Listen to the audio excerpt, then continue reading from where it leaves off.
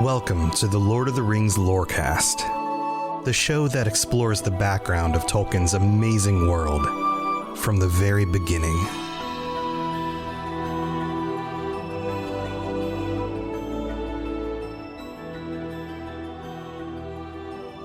Does going through The Hobbit at this pace have an effect on you and your understanding of the book? Do you see it differently? I would imagine the answer is yes. I mean, we are kind of going through almost like a literature class and taking apart every major point and sentence and word.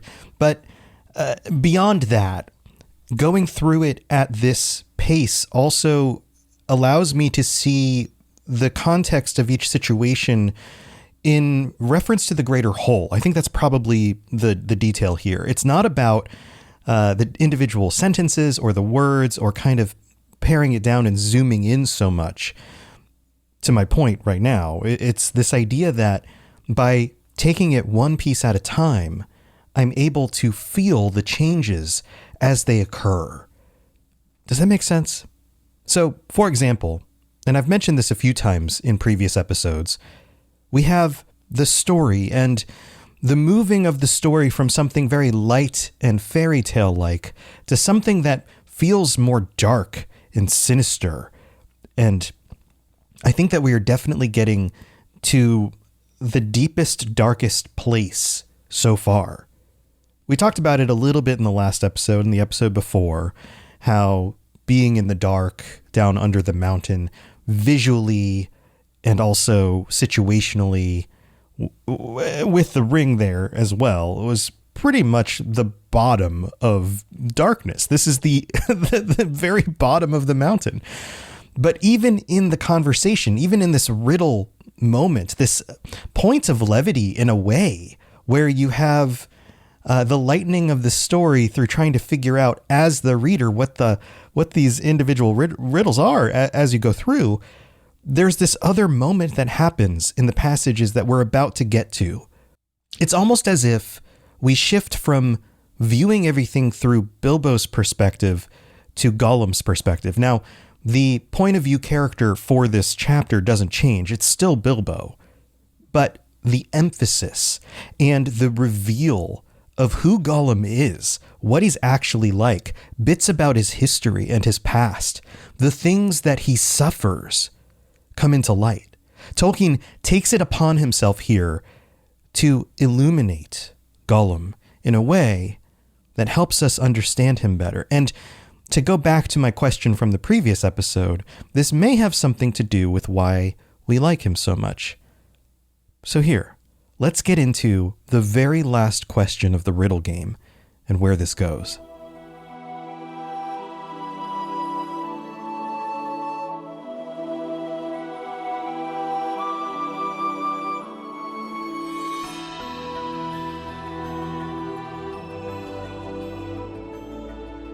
So both Gollum and Bilbo are tiring of the riddle game at this point. They know that it's coming to an end, and Gollum offers up for Bilbo to give him one more riddle. He says, "It's got to ask us a question, my precious. Yes, yes, yes.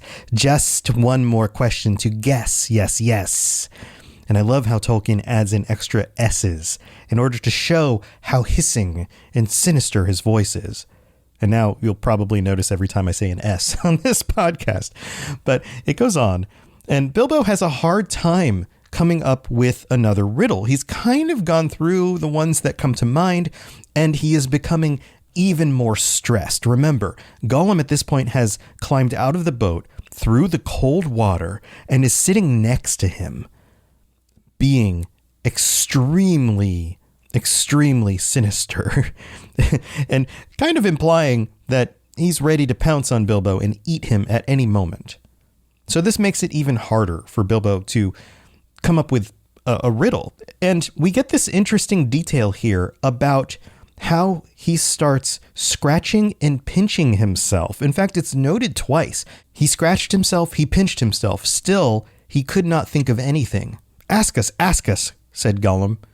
Bilbo pinched himself and slapped himself. Now, I think this is maybe another one of those moments that is supposed to add some levity to this. I would imagine again, a younger reader thinking this was funny, picturing, Bilbo kind of smacking himself in the face in the mind going, think, think, think. It feels kind of like a Looney Tunes cartoon, which would make sense because Looney Tune cartoons would have been around, or at least some of them would have been around. I think they probably would have been called like Merry Melodies or something at the time, like the really old 1930s ones. But this does feel kind of cartoony. And it also sets something up. He is smacking his face. He's pinching his body. He's touching his shirt. He's touching his sword. He's touching his pockets. He's kind of searching physically along with mentally in the situation for a solution. And then we get the most famous line, maybe of the entire book. What have I got in my pocket? Now, a few things here. First of all, this is not a riddle. And Gollum calls him out on it. He knows this is not a riddle, but he lets it play, which is interesting because this is the riddle game and you have to follow through. It's just part of the tradition of the game. Also, Bilbo says, what have I got in my pocket? The word got is used there again. And again, it's not the most flattering word. I talked about this previously, and I'm sure Tolkien would have noticed that the word got is not necessarily it's not a proper word, right? Somebody who is speaking properly in this situation would have said something like, what do I have in my pocket? But no, what have I got in my pocket? So two things here. First of all, Bilbo's wealthy, but he's not necessarily the most proper individual. There are pieces of him that come through that are less Baggins and more Took. Also, it rhymes with pocket. What have I got in my pocket? Which makes it a little bit more memorable for a very specific line like this. And then we find out that he says it out loud. He was talking to himself. Now, I went back and I looked through the previous chapter because I wanted to see if this was something that Tolkien had set up about his character. Is Bilbo the kind of character who often speaks out loud to himself? Because it felt like maybe that was being set up. But what I found was, no, he thinks to himself. When he's alone in the dark, when he finds himself waking up in this tunnel, he's thinking to himself. He's not speaking aloud. Oftentimes he would complain openly to the dwarves, but it wasn't so much that he was complaining to himself so much as he was, kind of just getting their attention by saying something, or he was thinking to himself. And I'm not 100% sure. It's not like I went through every piece of dialogue, but my sense is that Tolkien wasn't building this up to be a habit for this to be a normal thing for him to do in this moment.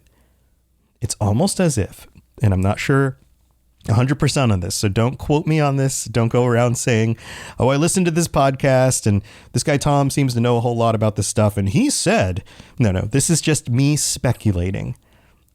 I noted earlier on the show that there are moments where Iluvatar seems to reach in to reality and just kind of tweak things a little bit. The way the wind blows, the way the light glints off of something, or I don't have specific examples right on the tip of my brain right here, but those kinds of things. Or maybe when a character speaks their thoughts out loud accidentally. What would have made him do that in this situation? It's not a common thing that Bilbo does. And yet here he is, saying out loud, what have I got in my pocket? And this upsets Gollum. Gollum does not like this. He says, it's not fair. And he hisses. And he gets upset. And then he calls his pockets nasty little pockets. He feels like Bilbo is cheating. But Bilbo realizes that this is working. And sure, he's afraid of Gollum. He's afraid Gollum's going to eat him. But he knows that this is just a dangerous creature to begin with. And he knows he needs a riddle. And he's out of ideas. So he doubles down. Bilbo, seeing what had happened and having nothing better to ask, stuck to his question. What have I got in my pocket? He said louder. He's becoming more confident. Gollum hisses, and then he responds in a very smart and what feels like a fair way. He says, you must give us 3 guesses. And I noticed the extra ES at the end there. It's wonderful. My precious 3 guesses. And Bilbo says, okay, yeah.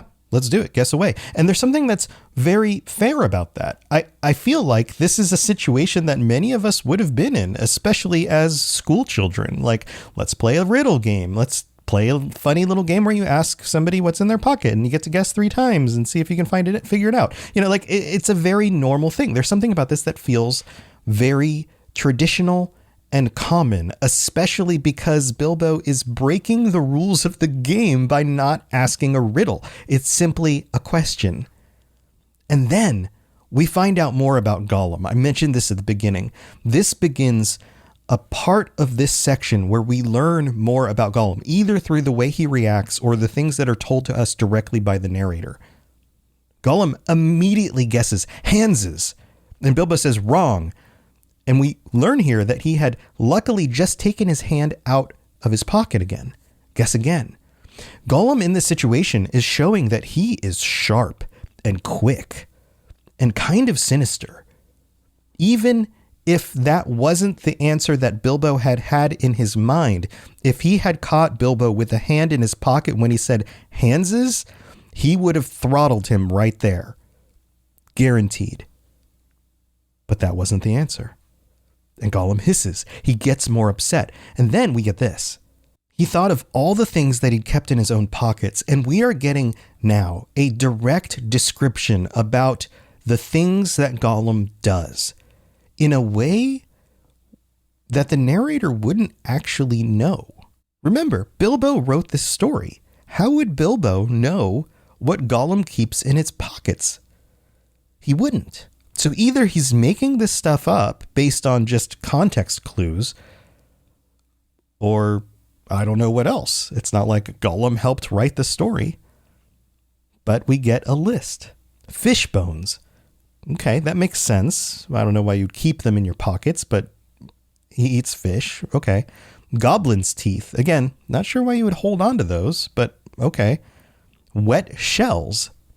Strange. Also, do pond creatures under a mountain have shells? I usually associate that more with sea creatures, like crabs on a beach. But maybe a bit of bat wing. Okay, there are bats in the cave. Maybe the wing works like a snack, like chips or, tots. You want some tots? I got some tots. Or also this one, a sharp stone to sharpen his fangs on. Interesting. Also, how often can you sharpen your fangs, your teeth, until you whittle them away? It's kind of odd, but okay. I think that's just part of the fun of this, is it just makes him seem even more sinister. And other nasty things.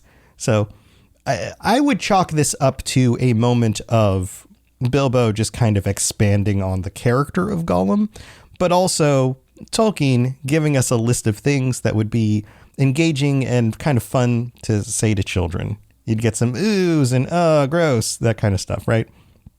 But then we get an actual guess. And Gollum doesn't guess any of the things that he's listed here. The closest thing to his guess is the sharp stone to sharpen his fangs. He says knife. But that's wrong. Bilbo had lost his knife some time ago. And remember, although Sting is kind of a knife, it's kind of like a dagger, it's not a knife to a hobbit. And it's not in his pocket. Remember, it's in the sheath that was in his inside of his pants. Definitely not a pocket. So that guess is doubly wrong, but it also reveals something else about Gollum. Gollum is starting to remember what it was like to be and I don't have a better word than normal person, to be somebody who wasn't corrupted, somebody who existed out in the world, under the sun, in a community. It would have made sense that in that community, people could have carried pocket knives just in case they needed them. We have a moment here where we can see that Gollum understands Bilbo more than Bilbo understands Gollum, potentially. And Gollum gets even more upset. He's down to the last guess. It says, he hissed and spluttered. What a wonderful word. And I feel like that's absolutely made up, but we totally get what that means in this context. And rocked himself backwards and forwards and slapped his feet on the floor and wriggled and squirmed. This is one of those moments in the text where I absolutely can see Andy Serkis's performance of Gollum. You can tell that he took passages like this and made them come alive in his acting. That's exactly what Gollum does in the movies. It's also one of the reasons why the movies are so strong, is because of his performance specifically as Gollum, because it is very, very close to the page. So Bilbo notices here that Gollum is struggling. He's trying to come up with a final guess and he's having a hard time. So Bilbo plays this up a little bit. He says, "Come on," said Bilbo, "I'm waiting." He tried to sound bold and cheerful, but he did not feel at all sure how the game was going to end, whether Gollum guessed right or not. Now, Bilbo has figured out that he has to look and act more brave than he actually is here. He's starting to kind of turn that corner, to take on the role of who he needs to be. And this is one of those moments that will absolutely change the way he deals with dangerous encounters in the future. He's starting to realize that he needs to be more than what it feels like he is inside. Then he says, "Time's up." He calls Gollum on the time limit. Basically, he's like, "Hey, you got to give me that third guess because we're out of time." He's putting the pressure on Gollum. And Gollum, being clever and quick, makes two guesses at the same time. String or nothing. And he shrieks it. And of course, two guesses is not fair. He's breaking the rules as well, because he feels like Bilbo is breaking the rules. But he still gets it wrong. And we get this paragraph. "Both wrong," cried Bilbo, very much relieved, and he jumped at once to his feet, put his back to the nearest wall, and held out his little sword. He knew, of course, that the riddle game was sacred and of immense antiquity, and even wicked creatures were afraid to cheat when they played at it. But he felt he could not trust this slimy thing to keep any promise at a pinch. Any excuse would do for him to slide out of it. And after all, that last question had not been a genuine riddle, according to the ancient laws. So we get a few things here. Bilbo understands the danger of the situation, and he doesn't threaten. He doesn't pull the sword out in a threatening sort of way as if he's about to attack Gollum. Instead, he backs up to the wall and holds the sword out in front of him, a defensive posture, because he knows that he may be attacked at any moment. But he also knows that he cheated. This game is of immense antiquity, as it says. And characters or people or monsters or whatever you want to call them, like Gollum, even know that you shouldn't cheat when playing it. This is established in this paragraph, and it implies that cheating a game like this has some sort of almost maybe supernatural repercussion. And yet, Bilbo cheated. It's time for that spring reset. I'm taking a look at everything in my closet and figuring out that, oh no, this absolutely needs to go. And it's about time I replace things so that my clothes aren't older than my 15-year-old. Now you might think that they lasted that long because they were well made, but no, they're in terrible condition. Unlike the new jeans I just got from Quince. Jeans have always been my personal go-to because you can kind of wear them for lots of different things, but maybe they're not your thing. Maybe you're looking for, 100% European linen with insanely soft flow knit activewear fabric. It's definitely getting warmer, and their flow knit activewear is moisture wicking, anti-odor, and soft enough that you'll actually want to wear it every day. So pick out what you want. You can't go wrong because they have prices 50 to 60% less than similar brands. And like I said before, they are high quality. I continue to wear their clothes all the time, and I know that these new jeans are going to last me a lot better than the other things in my wardrobe. And on top of it, they look great. They're so comfortable, and I spent just as much on the jeans that I am now cleaning out of my wardrobe. So if you're looking for something better, just all around better, go check out Quince. So go do it right now. Refresh your wardrobe with Quince. Go to quince.com/ringslore for free shipping and 365-day returns. Now available in Canada too. Go to quince.com/ringslore for free shipping and 365-day returns. Quince.com/ringslore. The very last sentence. And after all, that last question had not been a genuine riddle according to the ancient laws. It's so interesting, right? The ancient laws of the riddle game. And it doesn't say rules, it says laws, as if this is something much more hard and fast than simply the rules of a game. And so after this, Gollum does not attack. Now, whether it was because, as it says here, he could see the sword in Bilbo's hand and he knew better than to attack and threaten his own life, or if he was already plotting what to do, maybe a combination of those two things. And we are told that he sat still, shivering and whispering. He's talking to himself still. That other side of him is kind of like it's still there in his mind. Well, he said, what about your promise? I want to go. This is Bilbo, kind of pushing Gollum to like, okay, let's get this moving. You must show me the way. And then Gollum responds, did we say so, precious? Show the nasty little Baggins the way out, yes, yes. Notice the way he calls Bilbo nasty little Baggins. He feels cheated. His emotions are coming to the surface here.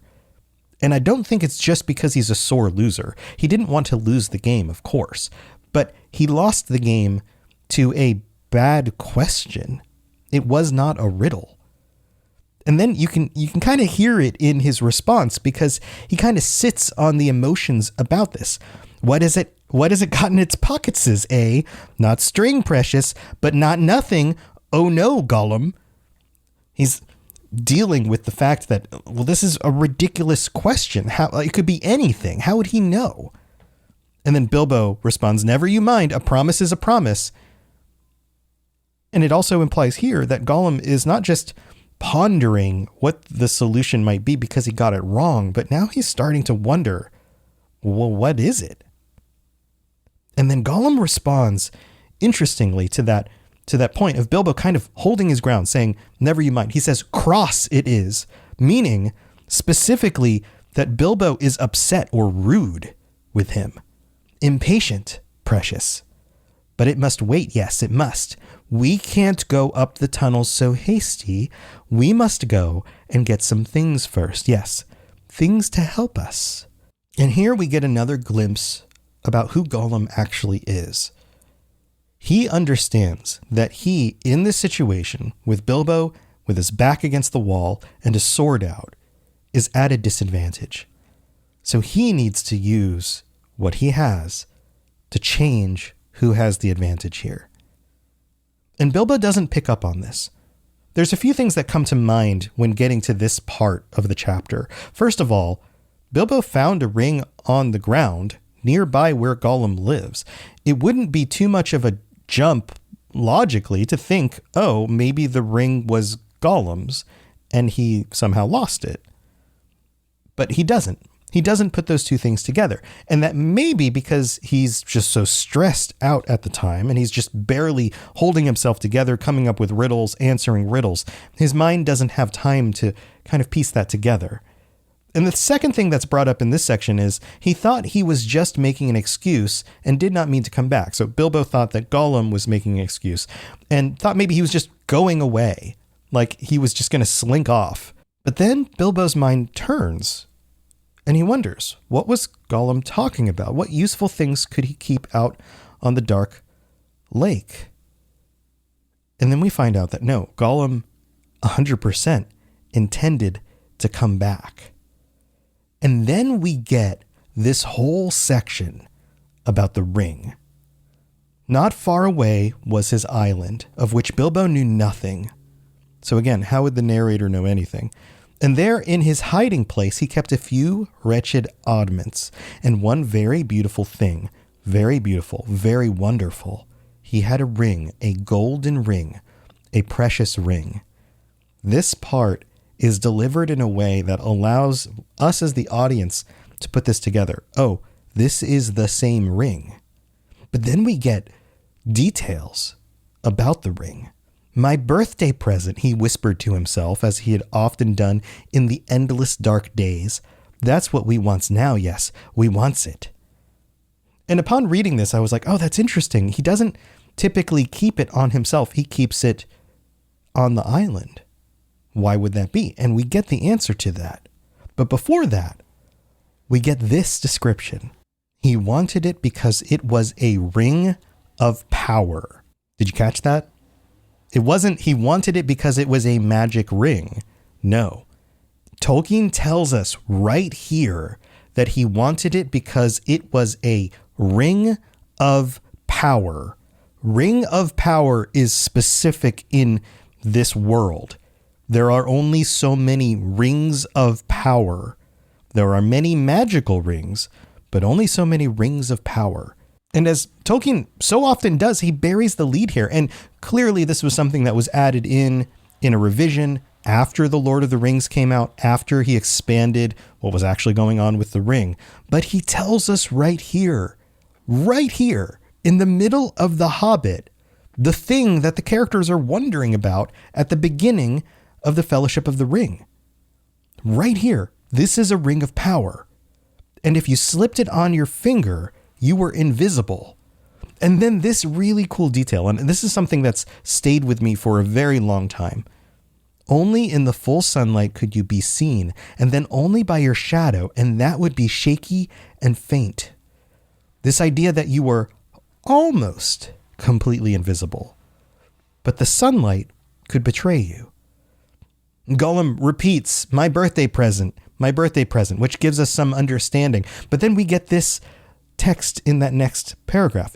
Who knows how Gollum came by that present ages ago in the old days when such rings were still at large in the world. Perhaps even the master who ruled them could not have said. This is clearly a reference to Sauron and the other rings, and the way this is stated is interesting. When the rings were still at large in the world. Now, of course, there's only one ring, but the other rings that were at large in the world, especially the rings for men and maybe even the dwarves, could be considered to have been at large in the world. The people who wielded them were still people. They were still individuals. They were leaders. They were powerful individuals in their own communities. And so the rings were at large in the world before, I don't know, they got eaten by dragons, reference to the dwarven rings, or they were recollected by Sauron, or they turned men into wraiths, and the wraiths now only worked for Sauron and were no longer at large in the world. And then we get the answer to why Gollum kept the ring on his island instead of on his body or in a pocket. Gollum used to wear it at first till it tired him, and then he kept it in a pouch next to his skin till it galled him. Now, galled here means basically wore him out, annoyed him, or made him sore. And now usually he hid it in a hole in the rock on his island and was always going back to look at it. And still sometimes he put it on when he could not bear to be parted from it any longer, or when he was very, very hungry and tired of fish. And then it goes into this entire section of this paragraph where it talks about how he would sneak into the goblin caves, even where the torches were, to throttle goblins. And in fact, the reason why he wasn't hungry initially when Bilbo showed up was because he had caught a small goblin imp. Now, it doesn't say goblin child, but I would imagine that that's what this means. So there's a few things here. First of all, the ring starts to wear on him, but yet he comes back and he keeps coming back to look at the ring. It has this quality where he loves it, but he also hates it. It hurts him, but it's also useful. It wears him out and tires him, which may be one of the reasons why the ring is looking for another master. It can't do anything with Gollum, of course, because it's stuck down in this hole, but also Gollum doesn't even like using it very often. He doesn't keep it on him. He realizes how detrimental it is for him to even have it in a pocket. This kind of sounds like an addiction. It sounds like the kind of thing that you keep getting drawn back to, even though you know every time you use it, it harms you even more. And then we get this dialogue from Gollum about specifically what he's about to do. He's talking to himself. in a very different way, right? Gollum talks to himself a lot, Bilbo not so much. Quite safe, yes, he whispered to himself. It won't see us, will it, my precious? No, it won't see us, and its nasty little sword will be useless. Yes, quite. Almost like there's two voices talking back and forth. And then the focus shifts back to Bilbo.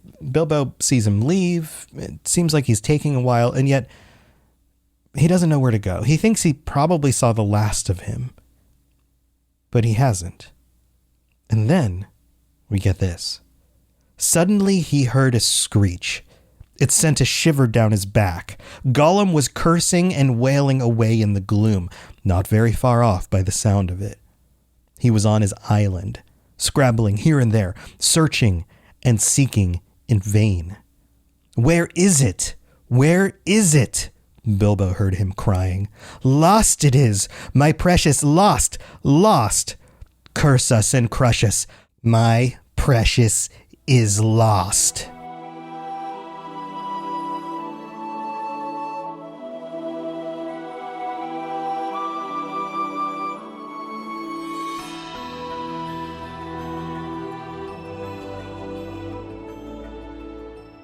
All right, thanks for tuning in again. I hope you enjoyed this episode. We'll be continuing the Gollum stuff next week, and I hope to see you back. And also, I have to welcome our newest patrons, Ralph and Sugar Dough. Welcome to the Patreon. And I'm not sure if any of you have been gifted subs yet, but it would be wonderful to find out if somebody gifted you your subscriptions, or if you asked as a gift and somebody gave it to you. That is an option on Patreon now, so you can enjoy doing that or asking for that. Also, have to shout out all of our VIP patrons. Let's go through it. Let's do it. Let's see if I can get through this all in one fell swoop. AK Music Lover, Apollo, Atlame Morton, Azzle Razzle, Barney D, Bo, Brandy D, Christopher E, Courtney S, Cutter Metalworks, Daniel Nightweaver, David S, David M, Divine Madman, Fulcrum, George B, Gerald CFC, Gimli a Break, Jay Willie, Gemma D, Jezer, Katie S, Capenna, Lori B, Mason Weathertop, Nick K, Nostrils of Sauron, Richard J, Rivqua, Rosie Rose, Saruman the Stinky, TJT, and Tour Son of Hoor 97. Boom! We did it. We got through all of them. So thank you everybody for your support. Go check out stuff on Patreon, patreon.com/LOTR Lorecast for all of the stuff you can get, ad-free episodes and joining us as VIP patrons or getting the bonus episodes. We're going to go into I think we'll go through some of the comments and questions that have been asked recently because I haven't done that in a while. So that's what we'll be doing this week. Also got a few reviews to read out, and I'll try to make these concise. Do note that if you leave a big long paragraph, I might have to shorten it like I'm going to do with some of these this week because they are just gigantic. I love all the detail, but I can't spend minutes and minutes reading through everything. So thank you, everybody. So we have this one from Hold Me Am Canuck. I don't know if I'm reading that correctly. In the US, he writes, great pod, awesome pod, love the lore and story, listen to it while hunting regularly. Interesting. Host does a good job and has a great voice. Awesome show. Pro tip, run it at 1.25 speed. Yes, that's how I listen to. I actually do like 1.5, sometimes 2 times, depending on who I'm listening to. Totally do that. But I totally get that, like, some people just want to go at 1 speed for like the delivery, but then other people just want to get through the information. But thank you for the 5-star review. Appreciate it. And this one comes from Strikara in the US. He writes, great work, Tom. So much knowledge in such an easy to follow format. Quickly 14 eepisodes in and I can't get enough. Well, thanks so much, Strikara. Then this comes from Lucas M in the US, who writes, Tom equals Lumbegolmore. I do a lot of outside work, painting and pressure washing during the summer months here in Tennessee. And since I found this podcast in June, it has kept me company through the long days of work outside. I'm finally caught up on 141 episodes later, and I hate that my summer and fall of listening to one episode after the next has finally ended. And then goes into details about their history of the Lord of the Rings and discover everything as a kid and their parents and all of that stuff. And then we got to skip down to the end where it says, after listening to Tom's expert storytelling, which I will liken to the abilities of Rumil in the canon, I can confidently say that Lorecast is the best way to consume the depth of knowledge in the Silmarillion and other collected works in a way that is beneficial, easy to understand, and serves as a treasure trove of wonderful insights into the artiverse. Tom, thanks for your dedication to this project. Anna Marie. Thank you so much. And very cool references there. I really do appreciate it. Sorry, I can't get to all the details, but totally jive with your perspective on, and, you know, the tradition of taking it from your family and your parents and Christmas, all that stuff. Very cool. Thank you so much for that review. And then one more. This is from Adrian Lord in Canada, who writes, best LOTR podcast. Absolutely epic and by far the best podcast I've listened to. Wow, that's high praise. I've been a huge fan of the Lord of the Rings world and have watched the movies countless times since my childhood. It's perfect how Tom breaks down Tolkien's writing. It makes it much easier to go back to the books and understanding more, especially the Silmarillion. I'd love to hear about Tolkien's inspiration from Norse paganism and other religions. A whole show delving into this would be amazing. Thanks for the amazing show, and I can't get enough. Actually, Adrian, that is a topic of, I believe, multiple episodes, bonus episodes that I've done. And who knows, maybe once we get through like everything, which would be a long time from now, we'll dig into some of those things in some of the regular episodes. Not really sure where the show will be in a few years, but it is a possibility. But if you want some of those details now, those are on the Patreon. So thank you everybody for your support. I really do appreciate it. I hope you're having a wonderful holiday season. I know sometimes it can be stressful, but sometimes it's a great time to just go back and read some of your favorite books. Also, until next time, try not to break the rules of the riddle game, or I don't know, maybe Gollum will come hunt you down and be invisible, which is terrifying, right? Like, that is terrifying. Okay, I'll see you next time. Bye, everybody. Thanks for listening to the Lord of the Rings Lorecast.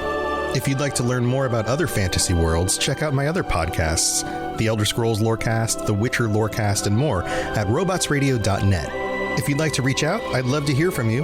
Send me a note on Twitter at robots_radio, or join our amazing community on the Robots Radio Discord. There are links in the show notes, or just search Robots Radio Discord, or find the link on robotsradio.net. I'll see you next time.